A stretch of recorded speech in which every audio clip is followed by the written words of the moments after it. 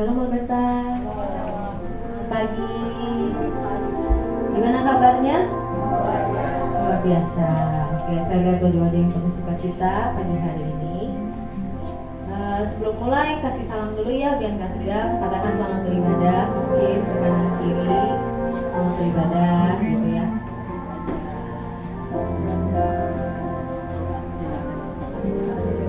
Oke, puji Tuhan.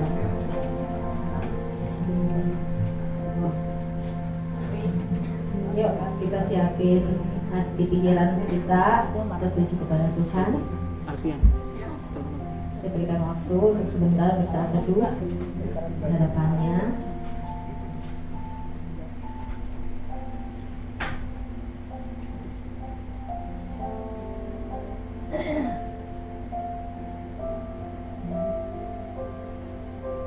Terima kasih Tuhan, Engkau sungguh baik.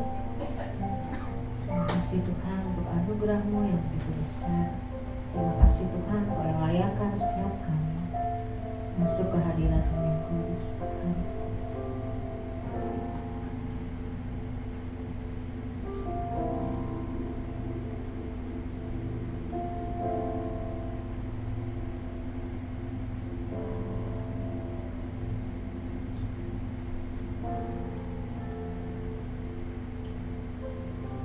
Yang sudah siap menyembah Tuhan, kita menaikkan pujian ini. Kita mau katakan kami mau datang padamu Tuhan, membawa hormat dan syukur kami.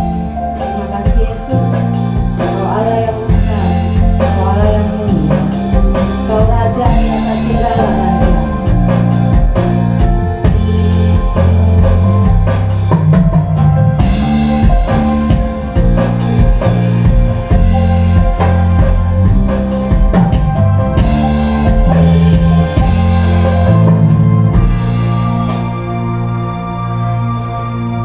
Udah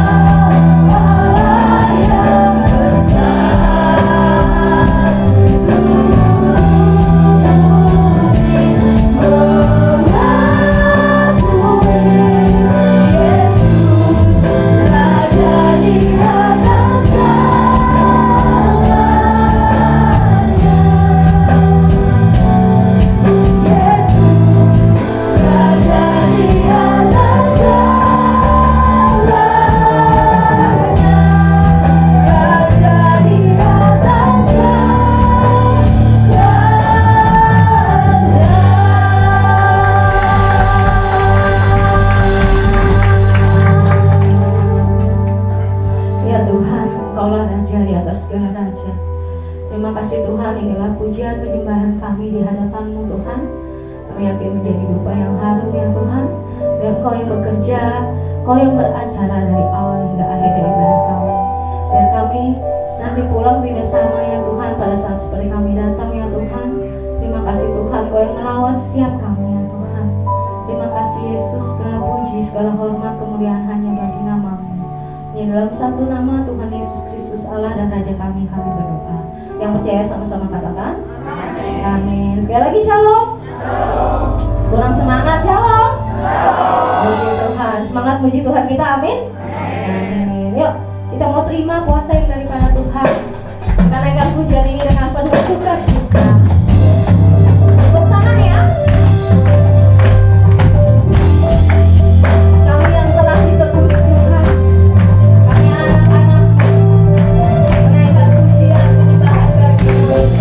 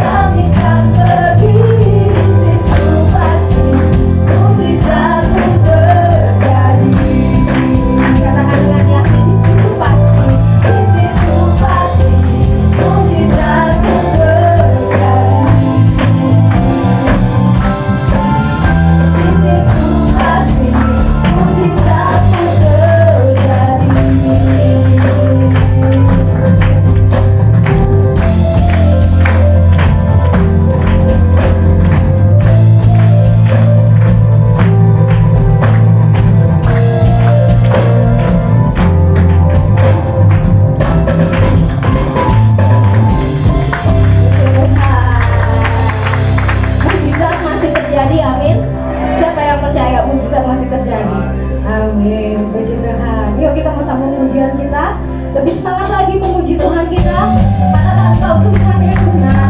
Engkau Alfa dan Omega, Engkau yang awal dan yang akhir.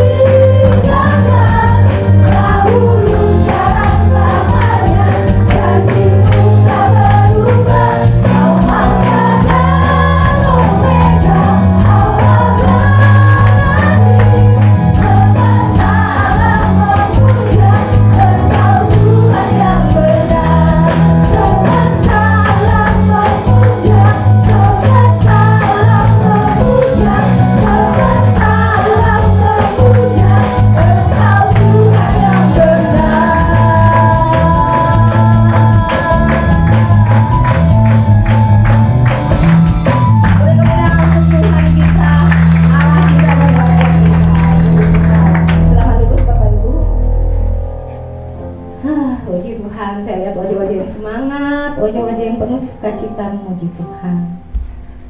Yuk, sekarang saatnya kita mendengarkan firman-Nya yang akan disampaikan oleh hamba-Nya pagi hari ini. Kita mau tenangkan diri kita menenangkan hati kita, kita mau siapkan, kita mendengarkan firman-Nya. Terima kasih Tuhan.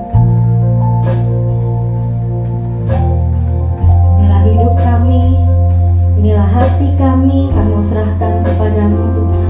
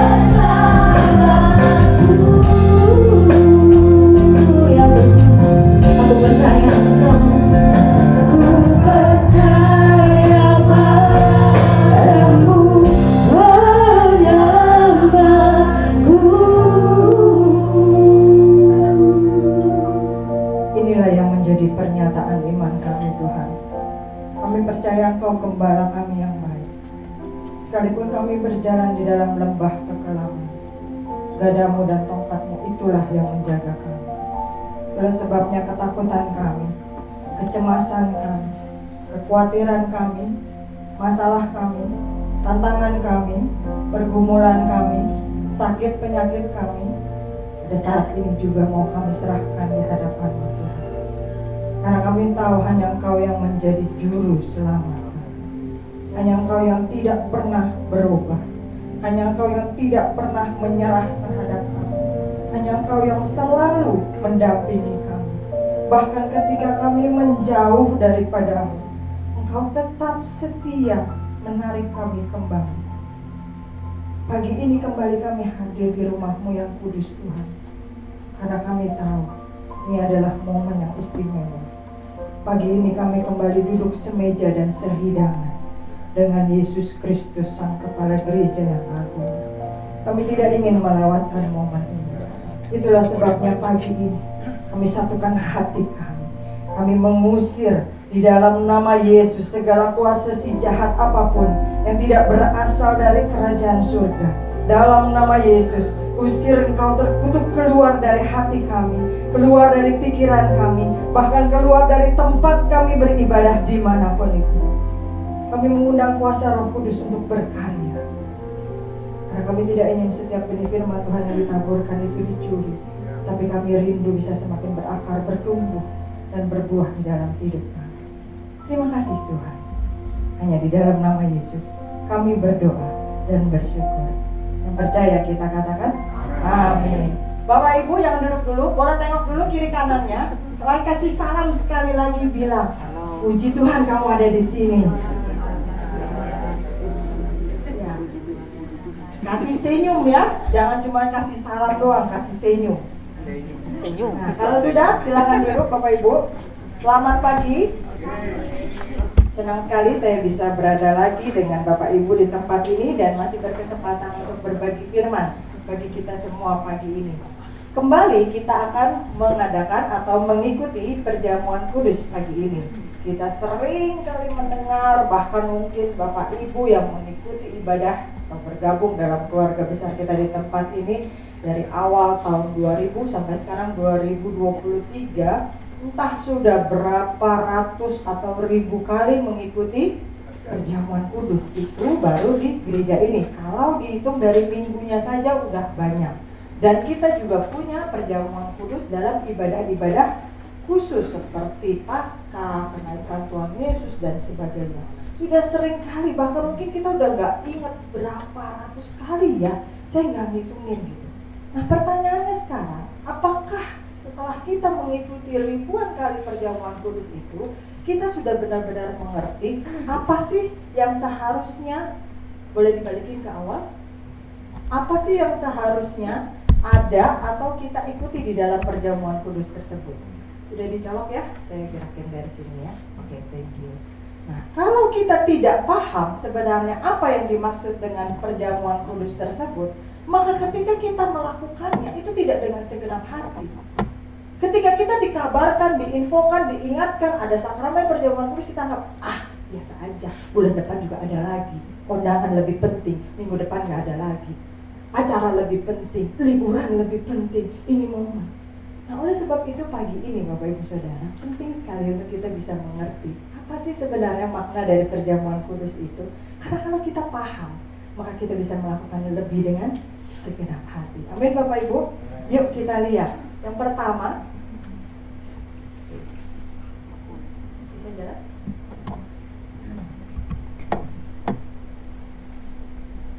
Saya coba. Nah, seperti biasa ya Bapak Ibu, saya suka agak ciong sama teknologi begitu. Boleh slide pertama. Gak bisa jalan kayaknya dari sini. Bisa? Oh iya, puji Tuhan. Ya kalau enggak nanti sampai jam 12 benerin beginian dulu ya Bapak Ibu. Nah kita lihat Bapak Ibu, sakramen ini berasal dari kata Latin yang kata Latin sacramentum. Pertama kali dipakai oleh Tertullianus, salah satu tokoh gereja, untuk memperkenalkan konsep sakramen di dalam gereja. Nah, kata sakramentum ini dipinjam Bapak Ibu Saudara dari kata Yunani mysterion yang artinya misteri atau rahasia begitu ya. Dan seringkali diartikan sebagai hal yang tersembunyi atau dirahasiakan dan dikuduskan. Nah, gereja-gereja reformasi termasuk kita kalangan karismatik sekarang ini, gereja reformasi pada abad yang ke-16 mendefinisikan sakramen itu sebagai berikut. Sakramen adalah tanda atau meterai yang kelihatan dan suci yang ditentukan oleh Tuhan untuk menjelaskan segala sesuatu yang dijanjikan. Kelihatan ya, nanti ada sakramen perjamuan kudus, kita udah bisa lihat di depan, peralatannya, roti, anggur, dan segalanya kita bisa lihat. Nah, berdasarkan definisi tersebut, maka gereja-gereja reformasi menetapkan hanya 2 sakramen yang diakui resmi di dalam gereja, yaitu sakramen baptisan air dan sakramen perjamuan kudus ini, begitu kan? Nah, kenapa cuma 2? Alasannya jelas. Karena baptisan air itu dalam Matius 28 ayat yang ke-18 ada ayatnya, dan perjamuan kudus itu dalam 1 Korintus 11 ayat yang ke-23. Jadi hanya 2 sakramen di dalam gereja kita ya, Sinode Gereja Betel Indonesia dan gereja-gereja reformasi lainnya. Dan hanya 2 sakramen inilah yang ditentukan oleh Tuhan Yesus sendiri. Melalui 2 sakramen ini Bapak Ibu Saudara, kita bisa melihat realitas karya keselamatan Allah bagi manusia seutuhnya. Nah, kita lihat arti perjamuan ini apa sih? Kalau menurut KBBI, Kamus Besar Bahasa Indonesia, perjamuan ini artinya pertemuan makan dan minum, pesta, resepsi, perkawinan, dan sebagainya. Atau jamuan, perihal yang berjamu-jamu begitulah. Dan yang ketiga artinya adalah perjamuan suci. Nah, Bapak Ibu, sakramen perjamuan kudus yang kita lakukan saat ini mengacu pada perjamuan yang diadakan oleh Tuhan Yesus Kristus beserta murid-muridnya. Kapan yang pertama kali? Pada malam sebelum Ia diserahkan. Kapan itu? Ya waktu itu, pada malam sebelum Ia diserahkan. Nah, kita lihat apa sih artinya kita mengadakan perjamuan kudus? Yang pertama itu sebagai persekutuan, Bapak Ibu Saudara. Yuk kita lihat dulu ayatnya, 1 Korintus 10 ayat yang ke-16. 1 Korintus 10 ayat yang ke-16, Bapak Ibu boleh buka di Alkitab masing-masing atau lihat yang ada di layar. Kita akan baca bersama-sama. 3, 4.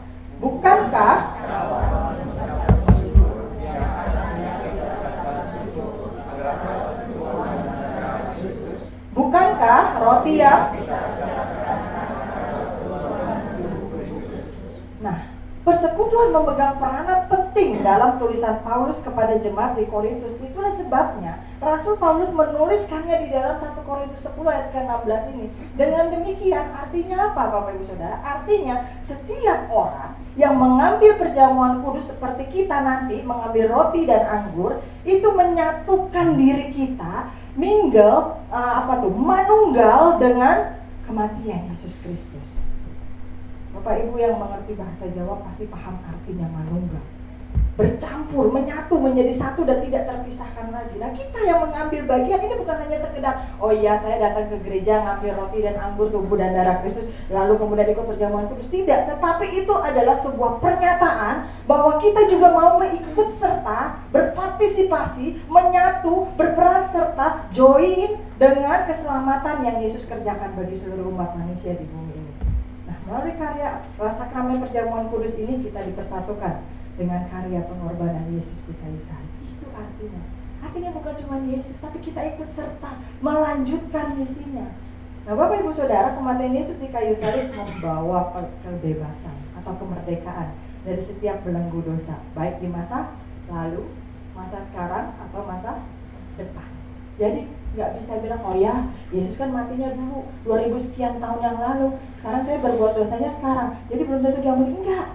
Itu berlaku selamanya daripada saat Yesus mati di kayu salib sampai selama-lamanya, sampai dia datang kembali yang kedua kali. Nah, iman kepada Yesus melalui karya keselamatannya di kayu salib buat kita yang tetap percaya walaupun tidak melihat, itu namanya iman. Itu membawa dampak yang nyata bagi kita, membawa pengaruh yang nyata bagi kita. Kenapa? Karena korban Yesus Kristus di kayu salib sekian ribu tahun yang lalu itu tetap mampu membebaskan kita dari segala keterikatan kita. Sakit penyakitmu, masalahmu, tantanganmu, pergumulanmu, kelemahan tubuhmu, dia bisa tetap menanggungnya. Karena apa? Nggak ada expired date-nya. Kalau kita beli makanan di minimarket atau supermarket, terutama yang kaleng atau apapun itu, pasti kita lihat expired date-nya kapan, begitu ya. Tapi kuasa Yesus, kematiannya di kayu salib, nggak ada expired date-nya. Nah, menyatukan iman kita kepada Yesus itu harus dibuktikan. Seperti cinta harus dibuktikan. Iman kita dibuktikan dengan mengaplikasikan kasih Allah, melakukan kasih Allah kepada sesama jemaat lain di dalam gereja dan orang-orang lain di luar gereja kita.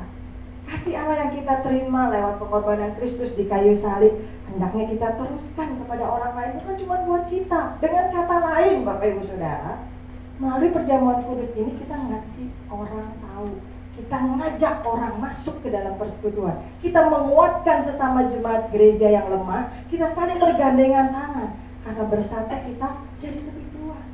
Nah, dasar kita harus mengasihi orang lain adalah Yohanes 3 ayat yang ke-16. Karena begitu besar kasih Allah akan dunia ini dan seterusnya. Kalau Allah aja begitu mengasihi kita, dan kita yang udah menerima kasihnya, jangan egois. Ayo ajak orang lain, ayo kasih tahu orang lain. Mungkin Bapak Ibu Saudara yang hadir di tempat ini dulunya belum menjadi orang percaya, tapi karena ada orang lain yang rela berbusa-busa, orang lain yang datang ke rumah kita, orang lain yang mungkin udah kita cuekin, tapi tetap ngajakin ke gereja, tapi tetap cerita tentang Kristus, tapi tetap cerita tentang pengalamannya ketika dia berdoa dan menerima mujizat Tuhan dan sebagainya. Akhirnya lama-lama kita, ya udah deh nggak enak ikut deh ke gereja, dan disitulah Roh Kudus menjamah kita. Karena apa? Karena ada orang lain yang mengajak kita ke dalam persekutuan tubuh Kristus. Dan sekarang itu menjadi tugas kita, Bapak Ibu Saudara, bukan sekedar hadir menerima tubuh dan darah Kristus, tapi kita perlu menyatukan, bukan cuma buat orang yang di luar sana, tapi juga terutama bagi sesama kita yang ada di kiri kanan kita. Boleh ditengok depan belakang kita. Mungkin saat ini kita lihat mukanya masih senyum, tapi pasti ada pergumulan, pasti ada beban, pasti ada masalah masing-masing orang. Di situ kita menyatukan hati. Melalui kehadiran kita aja udah bisa menguatkan yang lain. Amin, Bapak Ibu Saudara. Yang kedua, makna dari perjamuan kudus adalah sebagai peringatan. Yuk kita baca lagi sama-sama 1 Korintus 11 ayat 24 dan 25. 1, 2, 3. Dan sesudah itu ia mengucap syukur atasnya, ia mengucapkannya dan mengatakan, inilah tubuhku yang diserahkan bagi kamu. Berbuatlah ini menjadi. Selanjutnya ayat yang ke-25. Demikian juga ia mengambil cawan sesudah makan, lalu berkata, cawan ini adalah yang dimeteraikan oleh. Buatlah ini setiap kali kamu meminumnya menjadi peringatan. Kata peringatan aja itu harusnya membuat kita membuat kita waspada, membangkitkan kita, membangunkan kita. Sampai kata peringatan ini diulang-ulang, artinya itu sesuatu yang sangat amat penting sekali deh. Dalam 1 Korintus 11 ayat 24 sampai 25 tadi, makan dan minum perjamuan kudus ini peringatan akan kematian Yesus. Kenapa? Karena penyakit lupa itu udah bawaan orok di tubuh manusia, Bapak Ibu Saudara. Nggak ada kita yang ngajarin anak kita untuk lupa. Tahu-tahu udah sampai di sekolahan, jarak rumahnya jauh, tas sekolahnya masih ada di rumah, orangnya nyampe balik lagi. Nggak ada yang ngajarin bahwa bikin PR itu lupa. Lupain aja ada PR, pokoknya yang penting hal-hal lain nggak ada. Tapi bisa aja tuh anak besok datang ke sekolahan dihukum karena lupa bikin PR. Nggak ada yang ngajarin kita lupa. Tapi lupa udah bawaan orok. Itulah sebabnya kita perlu selalu diingatkan. Hei, ada Yesus yang sudah berkorban buat kamu. Hei, hidupmu yang berat itu nggak sendirian. Hei, kamu hidup di dunia itu tidak berjalan sendiri. Hei, dosamu sudah diampuni. Hei, ada Sang Juru Selamat. Perlu selalu diingatkan. Itulah sebabnya Gereja Betel Indonesia mengadakan perjamuan kudus 1 bulan sekali. Ada sinode lain yang mengadakan perjamuan kudus setiap minggu. Karena apa? Sekali lagi manusia gampang lupa. Kalau saya ajak Bapak Ibu Saudara untuk mengingat, nggak usah ke bulan yang lalu deh, nggak usah ke minggu yang lalu, kemarin. Bapak Ibu Saudara masing-masing ingat, coba renungkan, saya kasih waktu beberapa saat kemarin. Bapak Ibu Saudara bisa berkata apa tentang penyertaan Tuhankah, pertolongan Tuhankah, berkat Tuhankah, mujizat Tuhankah, sesuatu yang bisa Bapak Ibu syukuri dan sadari bahwa itu terjadi hanya karena penyertaan Tuhan. Satu saja. Yang sudah boleh angkat tangan. Enggak, saya kasih ngomong langsung semuanya nunduk. Angkat tangan kita. Gak ada yang merasakan penyertaan Tuhan. Kemarin saja ada 1, 2, 3, 4, 5. Aduh, sebelah udah pada angkat tangan. Gua apa ya belum ketemu, angkat tangan aja deh daripada gue ditanyain gitu kan. Saya yakin Bapak Ibu Saudara, kita pasti bisa menemukan bagaimana penyertaan Tuhan di dalam hidup kita. Cuma masalahnya ketika masalah itu datang, lupa kemarin ditolong sama Tuhan. Ketika penyakit itu datang lagi, lupa yang kemarin Tuhan sembuhin. Ketika ada lagi tantangan pergumulan datang, lupa ya kemarin berdoa nangis-nangis, Tuhan tolong tepat pada waktunya. Lupa. Itulah sebabnya perjamuan kudus ini mengingatkan kita bahwa kita tidak pernah berjalan sendiri, bahwa ada seseorang yang begitu sangat amat mengasihi kita sampai dia rela mengorbankan nyawanya supaya kita bisa hidup. Jangan lupa, cinta itu tidak bisa kita temukan di dunia. Makan minum perjamuan kudus ini adalah peringatan. Sama seperti orang Israel pada waktu itu, mereka selalu merayakan Paskah untuk mengingat bagaimana Allah yang luar biasa itu membebaskan mereka dari sekian ratus tahun perbudakan di Mesir. Mungkin generasi yang berikutnya tidak mengalami perbudakan, generasi yang berikutnya tidak mengalami masa-masa mereka harus keluar dari Mesir, sehingga mereka perlu dikasih tahu, mereka perlu diingatkan, mereka perlu Injili, mereka perlu diinformasikan bahwa hei, kamu itu bisa ada di hari ini bukan karena dirimu sendiri, bukan karena kuat dan gagahmu, tapi karena ada Yesus Kristus yang sudah berkorban bagi kamu dan kuasanya tidak terbatas. Demikian juga sakramen perjamuan kudus, sarana peringatan bagi kita saat ini, Bapak Ibu Saudara. Ada Yesus Kristus yang karyanya membebaskan kita dari dosa. Sehingga ketika iblis menuduh kita, masih ingat khotbah saya yang lalu tentang sebuah film dari kisah nyata, The Pope's Exorcist, bagaimana iblis yang sangat kuat bernama Asmodeus itu, dia terus menuduh dosamu, karena memang itu pekerjaan iblis. Dan kita bisa ingat dari perjamuan kudus ini, peringatan, dosa saya sudah diampuni, penyakit saya sudah ditanggung, masalah pergumulan saya sudah diberikan jalan keluar. Berkat Tuhan sudah menanti bagi saya. Ada seseorang yang begitu mencintai saya sehingga rela hidup bersama dengan saya, makan mati bagi saya. Itu selalu diingatkan bagi kita melalui perjamuan kudus. Yang ketiga, Bapak Ibu Saudara, apa sih makna dari perjamuan kudus ini? Sebagai pemberitaan atau pengumuman. Kita baca ayatnya 1 Korintus 11 ayat yang ke-26, 3, 4. Sebab setiap kali kamu makan roti ini dan kamu memberitakan kematian Tuhan sampai ia datang.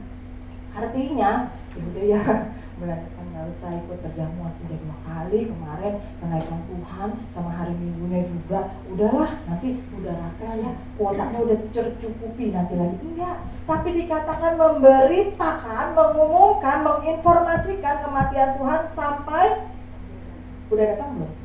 Artinya terus dilakukan sampai nanti, belum sampai garis finishnya Bapak Ibu Saudara, belum sampai waktunya. Nah, sakramen perjamuan kudus ini adalah sarana supaya kita memberitakan kematian Kristus. Apa yang harus kita sampaikan? Apa sih artinya? Artinya adalah bahwa kematian Kristus di kayu salib berlaku bagi semua orang. Sekali lagi saya katakan, semua orang. Yesus mati di kayu salib, dia nggak bilang, aku mati buat yang kulit putih aja ya, aku mati buat yang matanya belok aja ya, aku mati buat yang tinggal di belahan bumi sebelah utara aja ya. Enggak. Dia mati bagi semua orang yang ada di dunia ini. Itu artinya. Nah, kemudian yang kedua, ini darah Kristus yang tercurah adalah perjanjian baru antara Allah dengan manusia. sah, resmi dimeteraikan dengan darah Kristus. Karena darah yang tercurah itu merupakan ikatan yang luar biasa. Kenapa harus ada perjanjian baru? Karena banyak teolog percaya inilah the new covenant. Kenapa di new covenant? Karena perjanjian yang lama antara Allah dengan bangsa Israel sudah diingkari, sudah dilanggar, sudah dilupakan oleh nenek moyang Israel ketika mereka keluar dari Mesir. Sehingga perlu ada kesepakatan yang baru, perlu ada perjanjian yang baru, perlu ada keterikatan yang baru. Dan perjanjian baru ini diberikan bukan hanya kepada orang Israel saja yang keluar dari Mesir dan generasinya, tetapi perjanjian baru ini diberikan kepada semua orang yang percaya dengan kematian Kristus. Artinya range-nya lebih luas, jangkauannya lebih luas, lebih universal. Dan kematian Kristus di kayu salib adalah jaminan. Tadi kita nyanyi lagunya jaminan ya. Jaminan Bapak Ibu Saudara, itu di belakang ada saya dengar jamilah. Bukan, jaminan tadi nyanyi enggak sih gitu ya. Nah, kematian Kristus inilah jaminan bahwa dosa kita diampuni. Karena darah Kristus sudah tercurah sehingga darah kita tidak perlu lagi tercurah. Darah Kristus yang tidak bercacat, tidak bernoda itu sudah menghapus, menyucikan semua dosa kita. Cawan murka Allah yang harusnya kita terima, Kristus sudah menggantikannya, sudah menanggungnya. Sehingga kita gak perlu lagi ada di kayu salib itu. Kita gak perlu lagi dihukum selama kita percaya kepadanya. Kemudian yang ketiga, kita dan semua orang percaya sedang menantikan kedatangan Kristus yang kedua kali. Jangan bilang dari zaman kakek saya kecil sampai sekarang saya udah mau jadi kakek, mana Kristus nggak datang. Katanya kedatangan Kristus sudah dekat, kedatangan Kristus sudah dekat. Tiap kali gereja ngomongnya begitu terus, mana? Bapak Ibu Saudara, waktunya sudah semakin dekat. Yang menjadi pertanyaan bukan kapan Yesus datang, tapi yang menjadi pertanyaan, ketika dia datang, sudah siap belum? Karena kedatangan Kristus itu bisa dengan dua cara. Yang pertama, global atau universal. Ketika nanti pada waktunya entah kapan, tidak ada seorang pun yang tahu, bahkan anak pun tidak, dia datang di atas awan-awan. Dan itu seperti magnet yang akan menyerap. Dia gak akan jemput satu-satu ketok-ketok pintu di rumah Bapak Ibu Saudara. Dia gak akan kirim shuttle bus untuk jemputin Bapak Ibu Saudara. Tapi dia hanya akan berdiri di atas awan-awan. Dan segala sesuatu yang sama frekuensinya, sama unsurnya, sama rohnya dengan dia akan terangkat naik ke surga. Sama seperti gambaran, kalau kita memegang magnet, segala sesuatu yang ada unsur besi di sekitar pasti otomatis akan. Yang kedua, kedatangan Kristus secara pribadi, yaitu kematian. Gak ada juga seorang pun yang tahu kan. Gak bisa bilang, oh saya umurnya 30-an, itu duluan, yang itu yang 70-an duluan pasti. Oh saya umurnya masih 20-an, masih sehat gitu kan, masih hidup, masih panjang. Gak ada yang tahu. Ini anak saya bayi baru lahir, baru juga berapa bulan, umurnya pasti masih panjang. Tuh tetangga sebelah dulu tuh yang jalannya udah susah, udah umur 80-an. Gak ada yang tahu Bapak Ibu Saudara. Berapa banyak orang tua yang menguburkan anak-anaknya. Berapa banyak orang-orang yang berduka karena orang-orang yang lebih muda meninggalkan mereka. Gak ada yang tahu. Jadi jangan tanya kapan Yesus datang, pokoknya nantikan saja. Dan waspadalah. Itu artinya perjamuan kudus.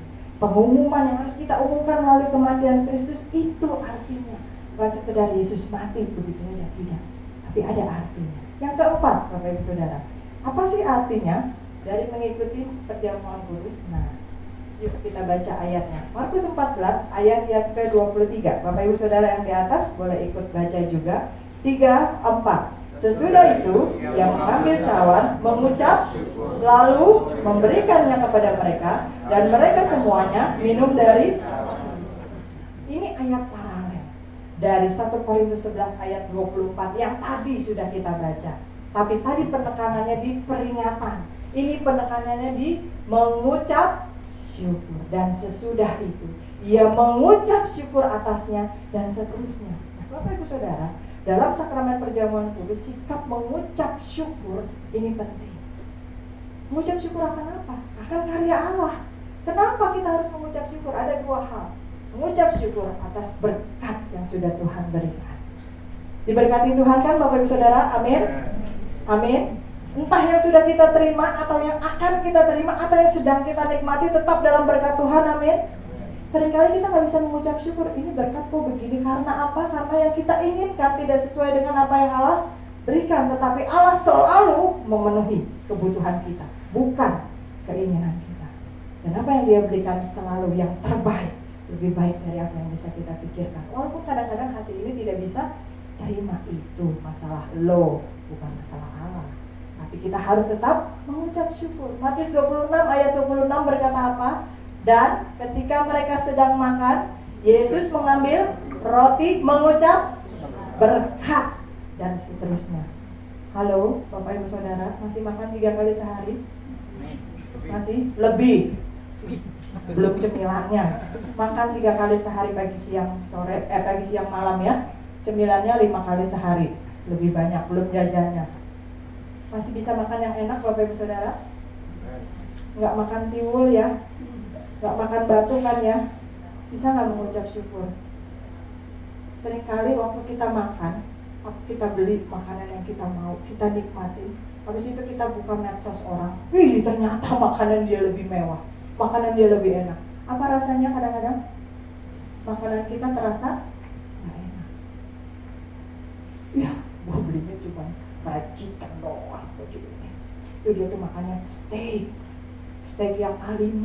Waduh, apaan nih gue mau begini doang. Jangan sering-sering buka medsos Bapak Ibu Saudara, merusak mental demi kesehatan mental. Jadi apa? Yang tadinya kita bersyukur masih bisa beli fried chicken, gara-gara buka-buka medsos, padahal belum tentu itu dia yang beli, mungkin dia fotoin makanan temannya doang. Ya kan, dia posting, banyak orang yang flexing begitu kan. Akhirnya kita tidak bisa bersyukur dengan fried chicken kita. Dan itu menyakiti hati Allah. Itu menyakiti hati Allah. Ketika kita anak-anaknya tidak bisa bersyukur dengan apa yang diberikan Allah, itu menyakiti hati Allah. Dan itu penting Bapak Ibu Saudara, penting untuk diingat. Jadi kita harus mengucap syukur atas berkat. Kemudian yang kedua, kita mengucap syukur atas apa? Pengampunan dosa. Setiap hari kita masih bikin dosa ya Bapak Ibu Saudara ya. Kita sengaja atau nggak sengaja, niat nggak niat. Paulus berkata apa? Aku sebenarnya pingin taat, tetapi yang aku lakukan justru yang sebaliknya. Yang baik yang pingin aku lakukan, tetapi yang jahat justru yang aku kerjakan. Kita setiap hari masih berbuat dosa. Itulah sebabnya kita perlu bersyukur bahwa setiap dosa kita sampai detik ini, ketika kita mendengarkan firman ini, dosa kita masih diampuni oleh Tuhan. Sampai kapan? Sampai nanti Dia datang yang kedua kali. Matius 26 ayat yang ke-28 berkata apa? Sebab inilah darahku, darah perjanjian yang ditumpahkan bagi banyak orang untuk pengampunan dosa. Bukan iseng-iseng, bukan karena motong sesuatu darahnya tercurah, tidak. Tapi ada tujuannya, untuk pengampunan dosa. Jadi dua hal itu yang harus kita syukuri ketika kita menikmati perjamuan kudus. Yang terakhir Bapak Ibu Saudara, kita mengikuti perjamuan kudus artinya ada pengajaran tentang sikap yang benar bagi jemaat dalam menerima perjamuan kudus. Jangan bilang asal-asalan. Makanya seringkali kita tekankan, Bapak Ibu Saudara boleh hadir dalam ibadah, tetapi yang mengambil roti dan anggur ini, yang mengambil tubuh dan darah Kristus ini, hanya yang sudah mengikuti baptisan air. Supaya apa? Supaya nanti berkat itu yang turun dan bukan menjadi kutuk. Nah, jemaat di Korintus punya sikap dan kebiasaan yang salah dalam mengikuti perjamuan kudus, sehingga Rasul Paulus dengan keras menegur mereka. Bukan begitu caranya mengikuti perjamuan kudus. Sehingga apa? Kamu harus menghormatinya. Apa sih yang mereka lakukan? Yuk Bapak Ibu Saudara buka 1 Korintus, mana tadi? Bilang 1 Korintus berapa tadi? 1 Korintus 11, nah ayat 20 sampai yang ke-25. Bapak Ibu Saudara bisa buka dan kita akan baca bersama-sama. 1 Korintus 11 ayat 20 sampai yang ke-25. Kita akan baca bersama. Sudah ketemu semua? Ya. 3, 4. Apabila kamu berkumpul, kamu bukanlah berkumpul untuk makan perjamuan Tuhan. Sebab pada perjamuan itu tiap-tiap orang memakan dahulu makanannya sendiri, sehingga yang lapar dan yang lain mabuk. Apakah kamu tidak mempunyai rumah sendiri untuk makan dan minum? Atau maukah kamu menghinakan jemaat Allah dan memalukan orang-orang yang tidak mempunyai apa-apa? Apakah yang kukatakan kepada kamu memuji kamu? Dalam hal ini aku tidak memuji.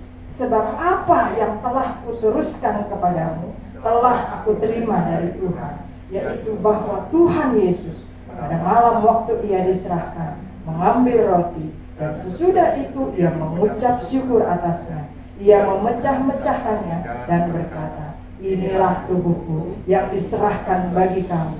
Perbuatlah ini menjadi peringatan akan aku. Demikian juga ia mengambil cawan sesudah makan, lalu berkata, cawan ini adalah perjanjian baru yang dimeteraikan oleh darahku. Perbuatlah ini setiap kali kamu meminumnya, menjadi peringatan akan aku. Nah, artinya apa Bapak Ibu Saudara? Kalau caranya nggak benar, pasti akan ditegur supaya sesuai. Perjamuan kudus itu harus diikuti dengan tata krama, dengan prosedur, dengan persyaratan yang Tuhan Yesus sendiri kerjakan. Sehingga jemaat di Korintus pada waktu itu diingatkan kembali, ditegur oleh Paulus. Karena mungkin pada waktu itu mereka bawa makanan sendiri-sendiri, harusnya mungkin ditukar, harusnya mungkin berbagi dan sebagainya, mungkin dengan cara yang sedikit berbeda dengan sekarang.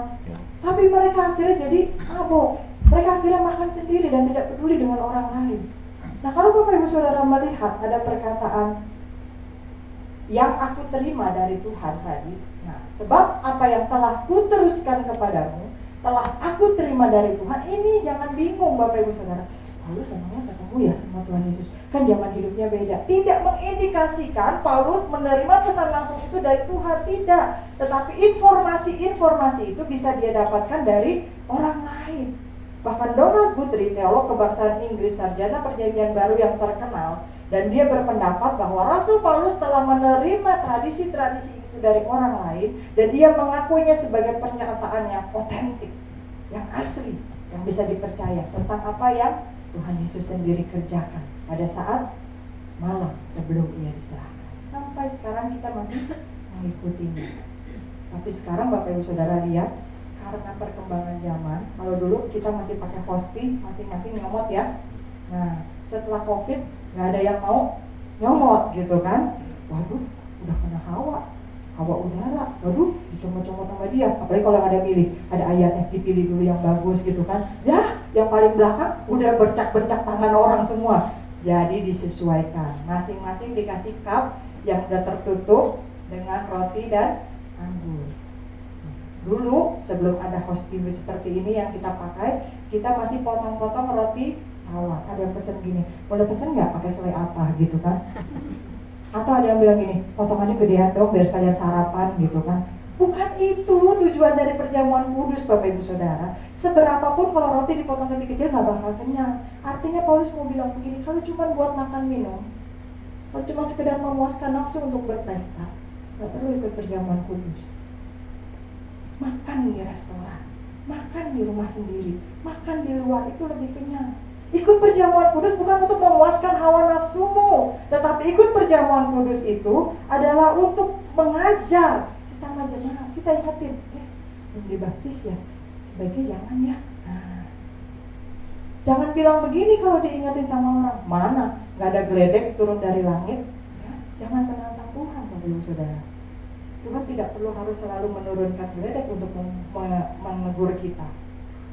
Yang ditegaskan oleh Paulus ini, Paulus percaya apa yang diteruskan kepada kita, dia mengoreksinya. Sehingga 1 Korintus 11 ayat yang ke-21 berkata, sebab pada perjamuan itu orang lain makan sendiri. Nah, itu nggak boleh.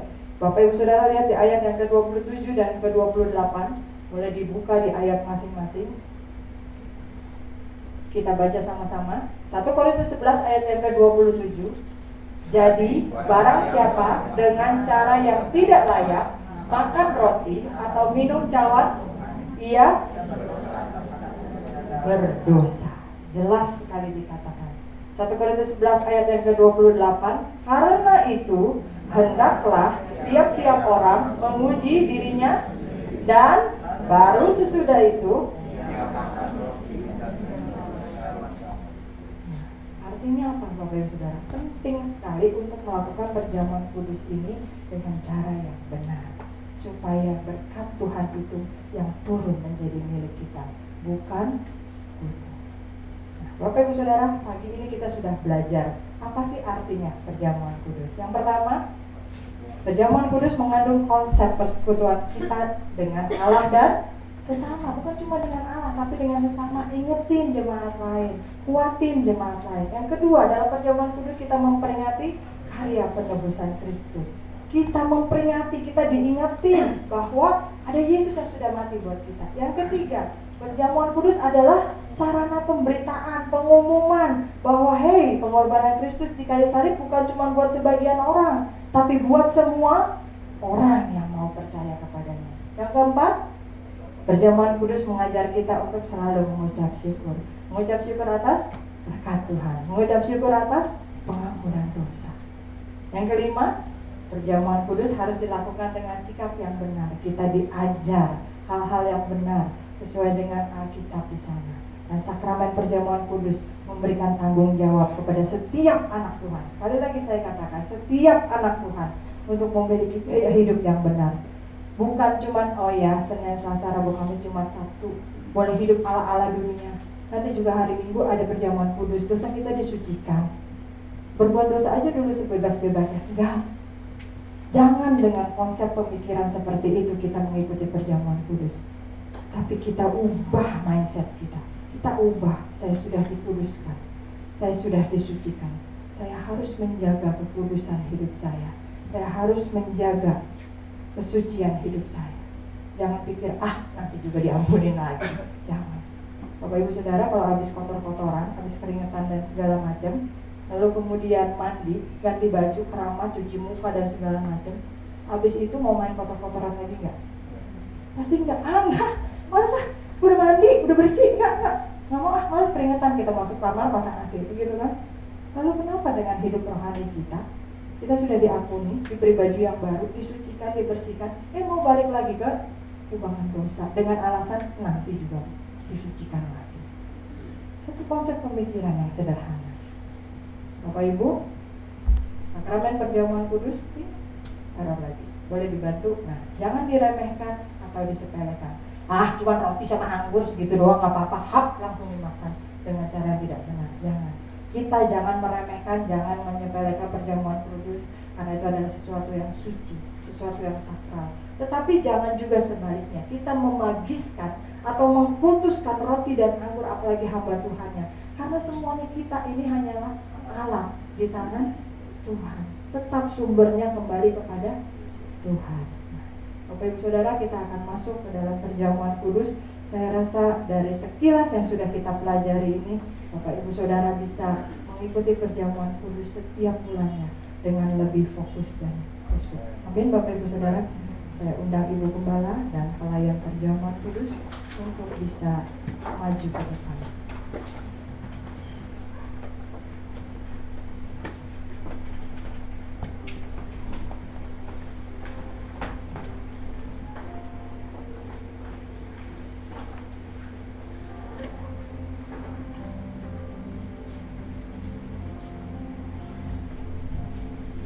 Mari kita sama-sama berdoa. Tuhan Yesus, kami bersyukur dan berterima kasih. Baru saja kami mendengar begitu penjelasan dari perjamuan kudus, sehingga kami boleh mengerti, lebih paham arti dari perjamuan kudus. Itu sebabnya kami mohon Allah Roh Kudus, persiapkan hati, pikiran dan perasaan kami, supaya kami memakannya tidak asal-asalan, supaya kami memakannya dengan serius, dengan benar. Dan kami percaya tubuh dan darah Kristus yang menyatu dengan kami tidak sia-sia, pasti mendatangkan sesuatu berkat yang luar biasa. Jika kami yang pagi ini datang dengan berbagai macam masalah, Tuhan berikan jalan keluar. Kami yang datang dengan segala sakit penyakit, darah yang sudah menyembuhkannya, kami Kami yang datang dengan sedih, susah, Roh Kudus sudah memberikan penghiburan. Terus pada kami bersyukur untuk firman-Mu Tuhan yang begitu jelas sehingga kami boleh mengerti. Kami tidak akan salah lagi di dalam melakukan perjamuan kudus, baik untuk hari ini dan untuk selanjutnya Tuhan. Dan kami mau benar-benar mempersiapkan hati, pikiran, dan perasaan kami sehingga kami boleh menyatu dengan tubuh dan darah. Terima kasih Bapa untuk persiapan yang Tuhan berikan kepada kami. Kami akan melakukan sesuai dengan firman Tuhan. Terpujilah nama Tuhan Yesus dari kekal sampai kekal. Dalam nama Yesus. Haleluya. Amin.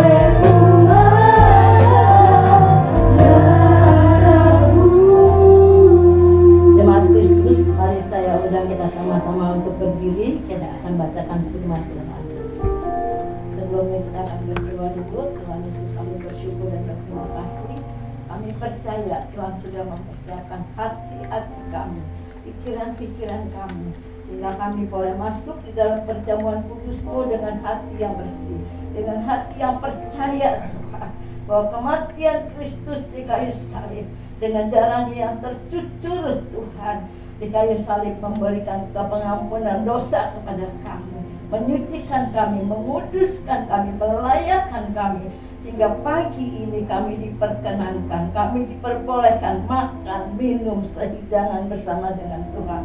Kami percaya Tuhan, tubuh dan darah-Mu yang menyatu dengan kami, memberikan kesembuhan dari segala sakit penyakit kami di dalam nama Yesus.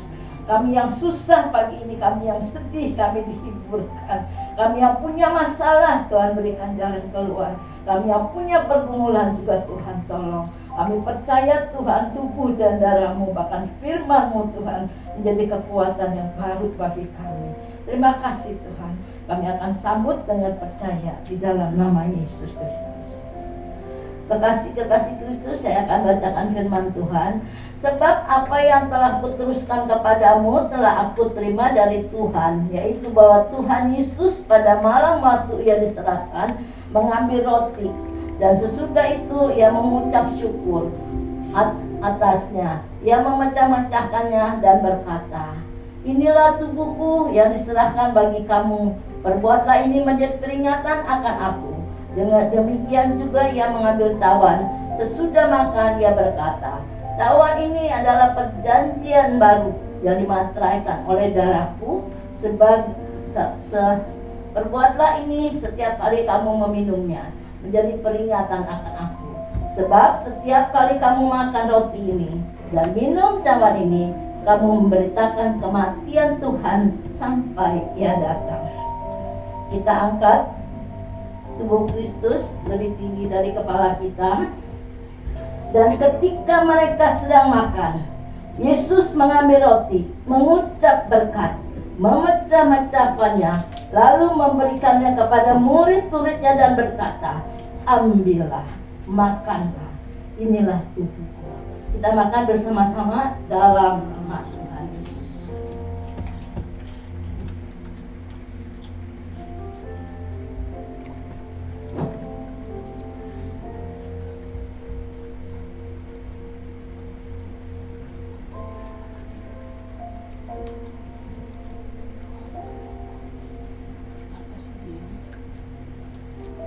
Kita angkat darah Kristus lebih tinggi dari kepala kita.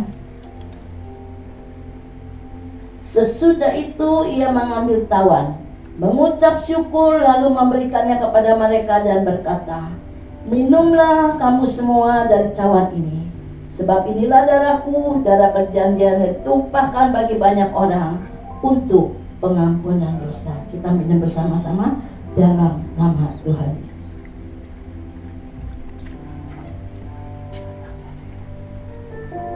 Mari naikkan syukur kita kepada Tuhan.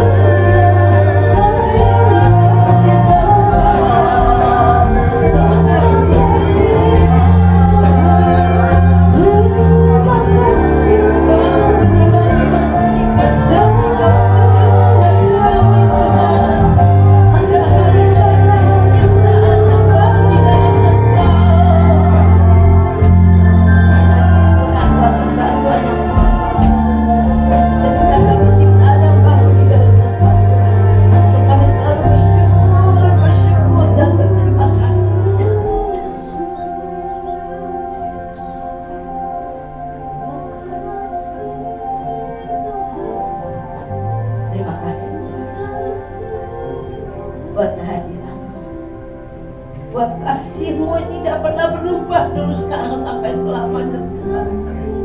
Bahkan kami percaya Tuhan, Kau sudah menjamah kami satu persatu di tempat ini Tuhan, sehingga Sehingga kami yang datang dengan segala sakit penyakit di dalam nama Yesus, Engkau sudah sembuhkan di dalam nama Yesus. Kami yang letih lesu, Engkau sudah berikan kekuatan di dalam nama Yesus Tuhan. Setiap masalah persoalan kami Tuhan sudah berikan jalan keluarnya Tuhan. Terima kasih Engkau sudah mengangkat pergumulan kami. Sekarang kami Tuhan merasakan kasih-Mu. Engkau ada di dalam hati kami Roh Kudus, sehingga kami merasakan kelegaan. Kami merasakan damai dan sejahtera yang daripada-Mu Tuhan. Sehingga sebentar kalau kami pulang, kami percaya kami pulang tidak seperti pada waktu kami datang. Karena kami sudah diberikan kelepasan, kami sudah diberikan kemenangan Tuhan. Bahkan kami sudah disucikan dan dikuduskan oleh darah. Kami sudah menjadi ciptaan baru di dalam Engkau Tuhan. Terima kasih Bapa, terima kasih Yesus. Terpujilah nama-Mu dari kekal sampai kekal. Hanya di dalam nama Tuhan Yesus kami pertaruhkan doa ini. Haleluya. Amin. Jemaat silakan duduk.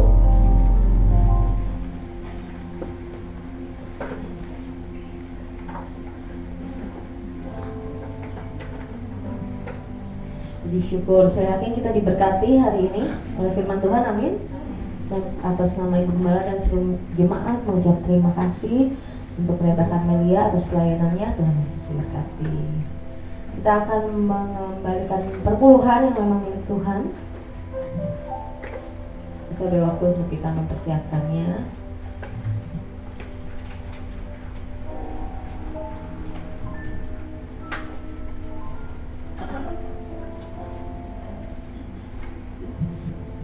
Setelah itu juga akan disambung, kita akan berikan persembahan. Sebelumnya mungkin yang mau memberikan perpuluhan berdiri dulu ya. Minta dengan kasih PDM Dwi Kata untuk berdoa untuk pemberian perpuluhan ini dan untuk persembahan kita pada pagi hari ini.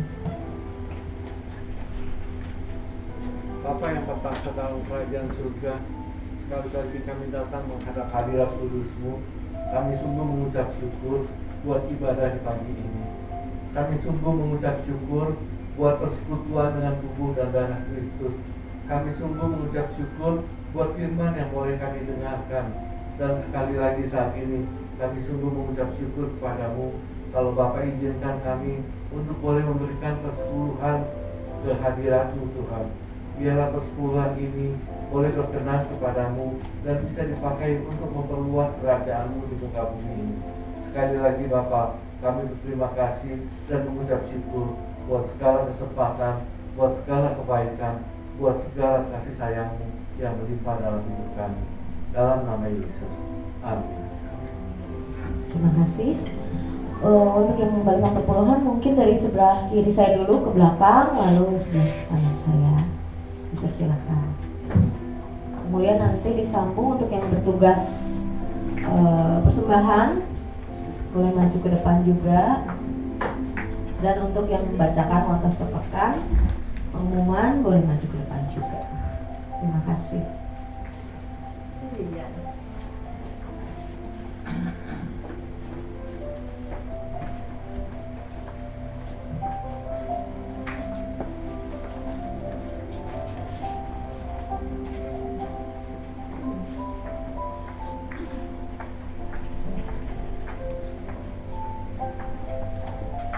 Untuk yang menjalankan persembahan pagi hari ini,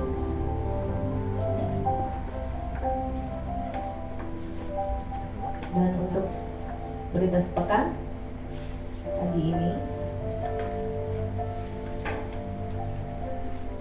akan disampaikan oleh Yakan Yelumi.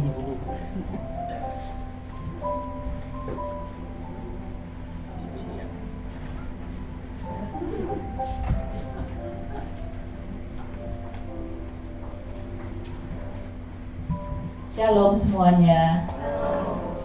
Diberkati dengan firman Tuhan. Amin. Pertama-tama saya ingin tanya, apakah ada jemaat yang baru pertama kali beribadah pada pagi hari ini? Semuanya jemaat yang setia ya. Keluarga besar GBI Aberta mengucapkan terima kasih kepada Pendeta Karmelia Suyanto yang telah menyampaikan firman Tuhan dalam kebaktian umum hari ini. Tuhan Yesus memberkati keluarga dan pelayanan Ibu. Terima kasih juga kepada seluruh pelayan yang telah setia melayani dalam kebaktian umum hari ini. Tuhan Yesus memberkati dengan bonus yang khusus. Jemaat wanita diundang untuk hadir dalam kebaktian kaum wanita yang diadakan setiap hari Selasa pukul 10 pagi. Pada hari Selasa 6 Juni 2023, firman Tuhan akan disampaikan oleh Saudara Noktavianus Segar. Mari bergabung bersama kami dalam benteng doa GBI Aberta setiap Jumat pukul 10 pagi. Bukan hanya bagi jemaat Aberta saja, tapi ini juga terbuka untuk umum. Kita dapat mengajak keluarga, tetangga, teman untuk saling menguatkan melalui doa-doa kita. Kaum muda diajak untuk hadir setiap hari Sabtu sore pukul 18 dalam komunitas Aberta Youth Team. Hari Sabtu 10 Juni 2023 firman Tuhan akan disampaikan oleh Diaken Stefanus Iwanata Sutejo. Seluruh jemaat diundang untuk kembali hadir pada kebaktian umum minggu depan tanggal 11 Juni 2023 pukul 8 pagi. Firman Tuhan akan disampaikan oleh PDP Paulus Ibunata Sutejo. Mari hantarkan anak atau cucu kita untuk bertumbuh dalam firman Tuhan melalui sekolah minggu Aberta Kids yang diadakan setiap hari Minggu pukul 10.30. Keluarga besar GBI Aberta mengucapkan selamat ulang tahun kepada Bapak Randy Sastro Tansil yang berulang tahun pada tanggal 5 Juni. Tidak hadir ya. Dan Saudari Josebet Amelia Junita pada tanggal 7 Juni. Amel, selamat ulang tahun. Tuhan Yesus memberkati. Keluarga besar GBI Aberta mengucapkan selamat ulang tahun pernikahan kepada Bapak Randy Sastro Tansil dan Ibu Ellen Francis Felicia tanggal 11 Juni. Tidak hadir ya mereka. Mari tetap dukung gereja kita melalui persembahan atau perpuluhan yang bisa dilakukan melalui kantong kolektor, kantong perpuluhan, atau bisa ditransfer ke rekening BCA gereja atau scan QRIS yang ditempelkan di kursi-kursi ruang ibadah. Juga dapat menggunakan amplop persediaan yang telah disediakan. Tetap mengikuti kegiatan-kegiatan gereja kita melalui warta digital yang dikirimkan di WA Group GBI Aberta, terutama juga untuk para pelayan bisa lebih memperhatikan jadwal pelayanannya. Follow juga Instagram GBI Aberta atau Facebook page GBI Aberta. Demikianlah pengumuman pada minggu yang pada seminggu ini. Apakah ada pengumuman tambahan, Ibu?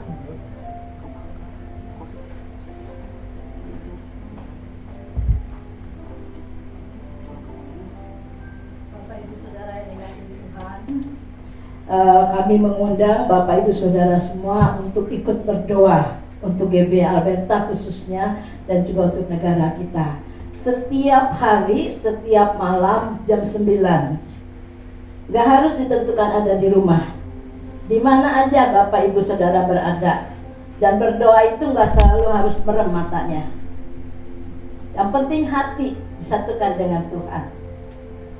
Dan ini saya sudah jalankan dengan staf kaum wanita selama 3 bulan yang lalu sampai hari ini.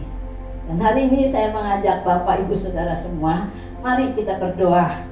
Kita berdoa khususnya untuk jemaat Aberta dan juga untuk bangsa dan negara. Karena kita tahu selama pandemi ini banyak orang yang sudah tidak lagi mengikuti ibadah onsite. Dan mereka sudah kebiasaan ibadah online. Jadi bukan gereja Aberta aja yang sepi, tapi banyak gereja-gereja juga pada sepi.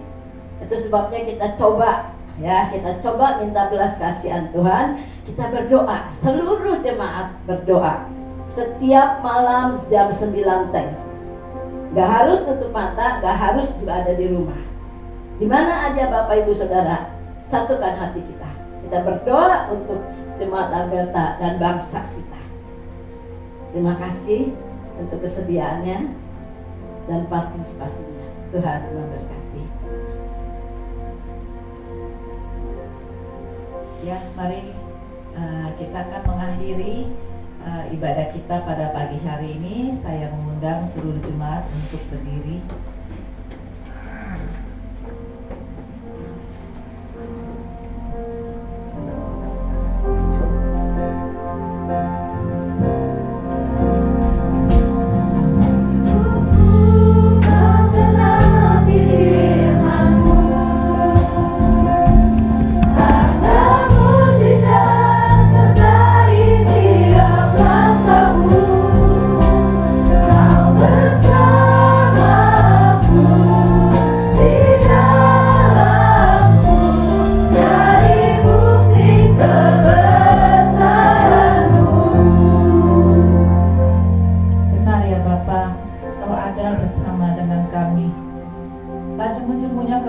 Syukur kepada Engkau Tuhan, mengucap terima kasih kami kepada Engkau ya Bapa, di mana pada pagi hari ini kami masih diberi kesempatan untuk nampas kehidupan kami, untuk kami dapat datang beribadah di rumah-Mu yang kudus ya Tuhan. Engkau telah pimpin dari awal, pertengahan sampai akhir ibadah ini ya Tuhan. Engkau hadir di sini ya Tuhan. Engkau bersama kami ya Tuhan. Terima kasih ya Bapa.